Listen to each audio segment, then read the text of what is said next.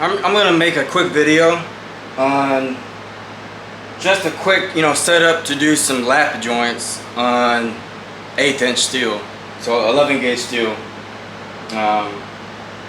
Mainly just to show how to, prevent undercut, and getting a good puddle formed before you start running, so you get a good weld going.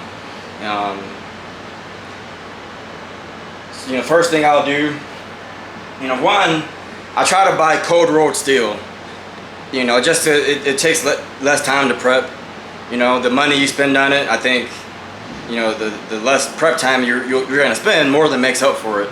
And if I can't get cold rolled, then I'll get hot rolled, pickled, and oiled, because then, any mill scale that's left is real easy to take off.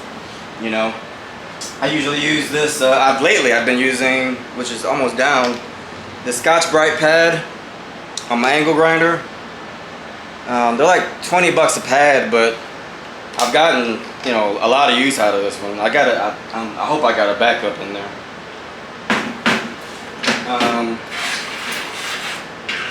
And any kind of, 36 to 80 grit, flat disc or sanding disc will work too. I've got those as well. But I find that this works really good, and it doesn't take off any metal. It just leaves bright, shiny, clean piece that you can work with. So once I'm done with that, then I'll use my acetone, wipe down the metal, wipe down my filler rod, which I'll get another piece out as well. I'll try to have 2 out that are wiped down. Got my acetone, got my filler rod. We'll go ahead and start prepping this.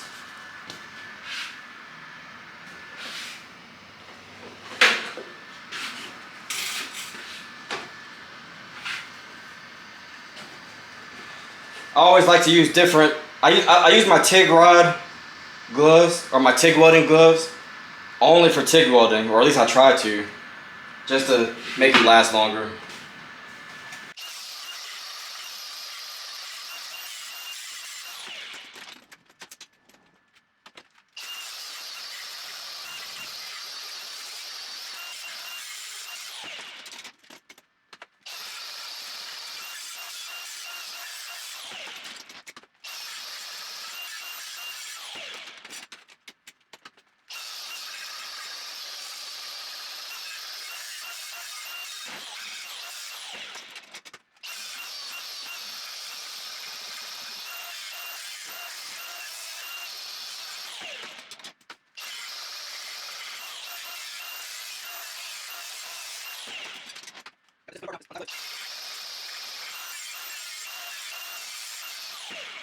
So if you saw, I'll probably speed most of that up, but I did the edges as well. Especially when you're doing a lap, any kind of weld joint really, but especially on a lap joint. When you're welding, you're gonna be welding on this edge, so you got to clean that up, or it's gonna show in your weld. If you're able to do a decent weld, you're gonna see all that dirt, inside your puddle, inside the weld joint.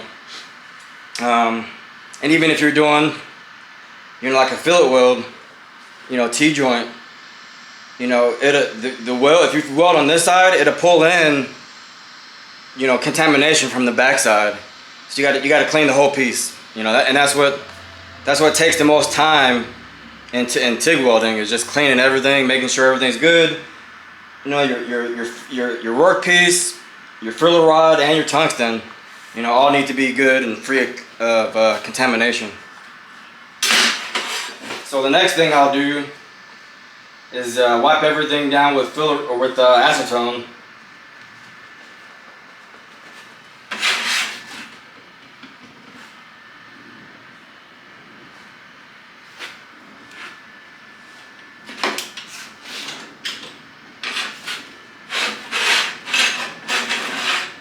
And actually clear the workbench a little bit as well. My small welding table. This is a 2x3 table, you know, but it's got a 2x3 extension on this side. You know, I can lift up, put the legs down, but I just don't need to. And you know, this is a 1x3 extension. I've got a plate over there I can bolt down to this and basically turn this table into 5x3, but it still fits up against my garage with 2 cars in here. But I don't always use it. You know, I don't always use the extensions.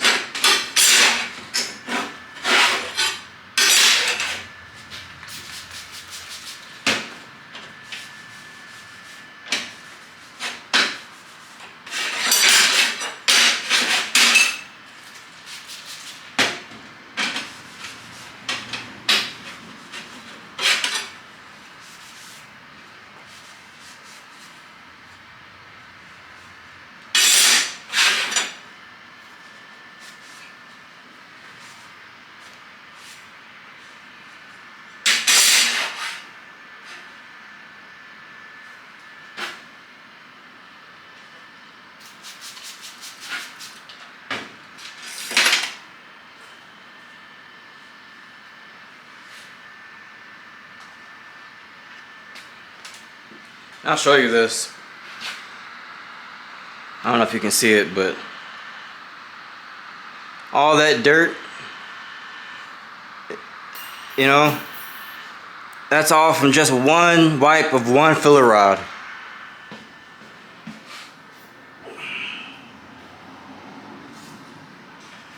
Filler rod that I just dropped on the floor, so I need to clean it again.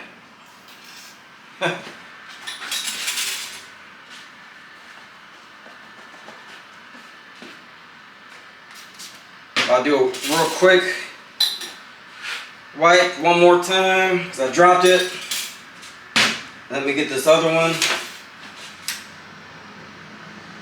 This one's, you know, about 25% used, but it's been sitting on my work table, you know, collecting all kind of grinding dust. So even though it's already been cleaned, I need to clean it again. All right. When you're done, make sure you move your acetone off of your work table, wherever you're working. You know, you want to get it away from the weld because it's highly flammable.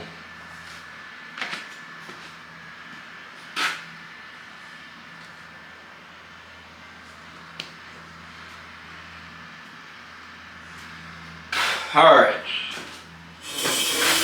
Now we can get to work. So I'm going to set my welder at,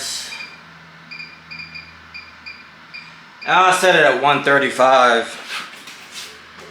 I'm going to tack this piece. I'm doing lap joint, so I'm going to tack this piece in a couple of spots. I'll definitely do the ends and the corner, and then midway. And that'd be all the tacks I do for this one.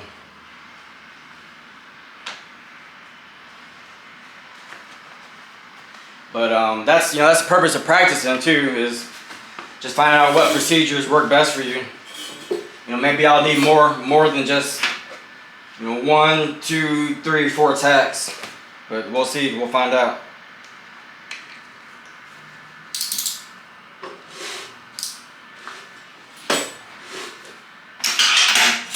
Oh, let me talk about this too. So this block, I forget what it's called, but you know what? I bought it off of Amazon, so let me check that real quick. All right, so on Amazon, this is called a tungsten stick out gauge for TIG welding. You know, there's a few different ones, but the purpose of it is just, it's got these different, numbers on here for the different size cups that you use. So, number 4 cup all the way up to a number 16 cup. And I think this is a number 10 cup. So number 10 cup basically is a 10/16 diameter, which of course is 5/8. And since I'm using gas lens, you know, I can stick my tungsten out the same as the diameter of the cup. So I can stick my tungsten out on this one 5/8. But if you're, you know, if you say you're just starting out and you're having all kinds of issues, you can pretty much get rid of one variable by making sure your tungsten is the has the right stick out. No, not too much rather. So I just stick it on here, and loosen the back cap, stick it on this gauge in the number 10 spot, tighten up the back cap, and I know that's a 5/8 stick out now.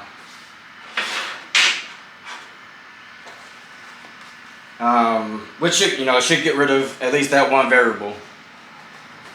I'm using 3/32 2% lanthanated tungsten. That's, you know, that's all I've been using really. So we're just gonna tack this piece up in a couple spots, and then we'll get rolling.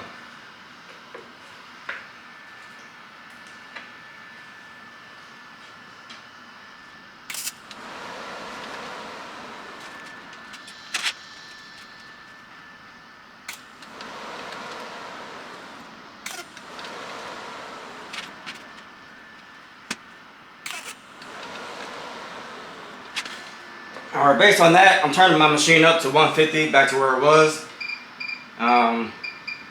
Just to get a little bit more top end in case I need it.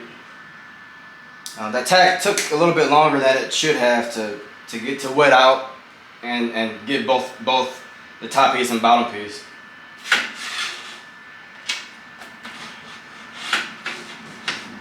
But let me get comfortable, which is important. And also, I've got this light on the top of my hood. You know, just some Velcro I stuck on there, and it helps out a whole bunch. You know, the better you can see, the better you can weld.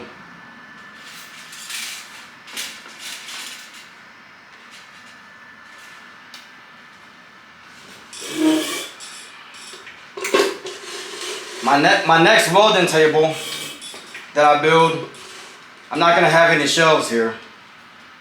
You know, these shelves get in the way when you're trying to sit down and TIG weld. You know, you can get closer to your table without them. But pay attention to the welder. Even though it's set at 150, I won't be using 150 the entire time.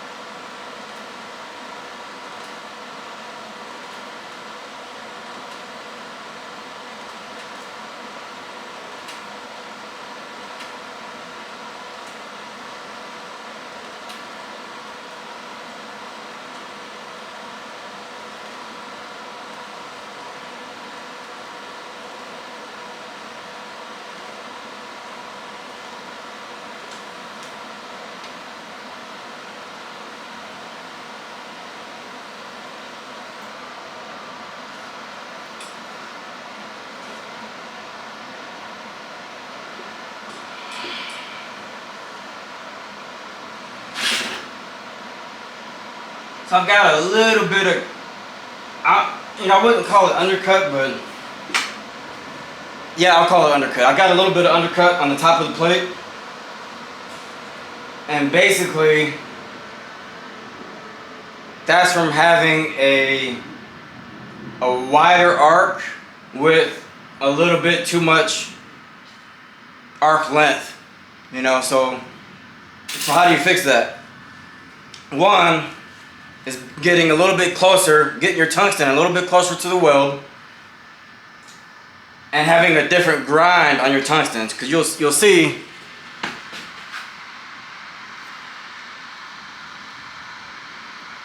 if this focuses in, I've got pretty much a sharp point on this tungsten. If I had more of a blunt point on it, then I could have a sharper arc, and that arc wouldn't be so wide that it's biting metal out of the top piece, and keeping a tighter arc would help with that as well. So let's do that. Let's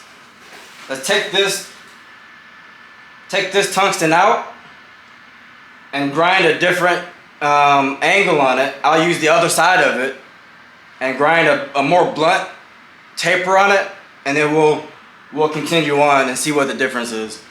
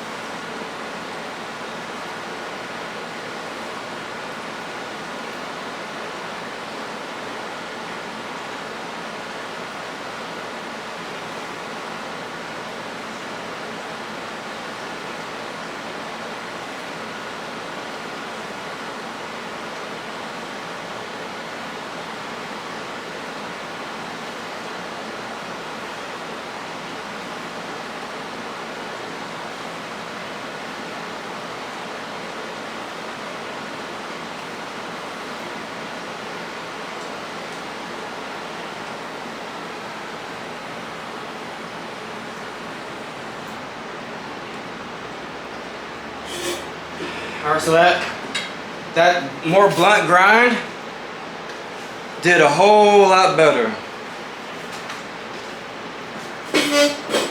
It seems like I kept the same arc length too, but I'll bring you in and show you.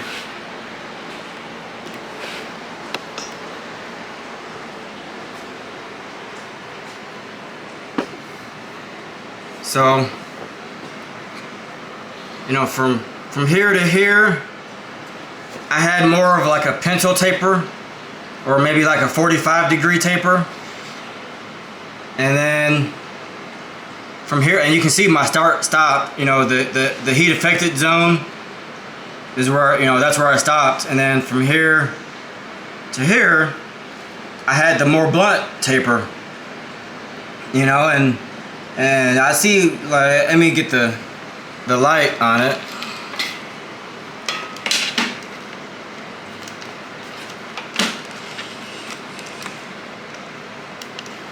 but I got a little bit of undercut right at the end, it looks like. But I mean, look at the difference between the weld on the right and the weld on the left. You know, and then at the end, you know, that's where I wanted to stop anyways, but I started to get uncomfortable right there, you know. And that's one thing you gotta look at too when you're welding. You know, making sure that you're comfortable. You know, so that's why you do a practice swing before you start. I can't remember if I did one for that second set of weld, but you always want to make sure you can do a full range. You know, you start where you want to start and stop where you want to stop, and stay comfortable the whole time. You know, if you're, you know, clean your material, prep it. Make sure your tungsten, you know, has a good grind on it, and then make sure you're comfortable. You know, if you can do those couple of things, you know, and you know, having your welder set right, you know, comes with time and experience. You know, not really that much time to figure it out, but you know, all you gotta do is read the puddle and see, you know, is it wetting out like I want it to wet out? Is it getting into the root?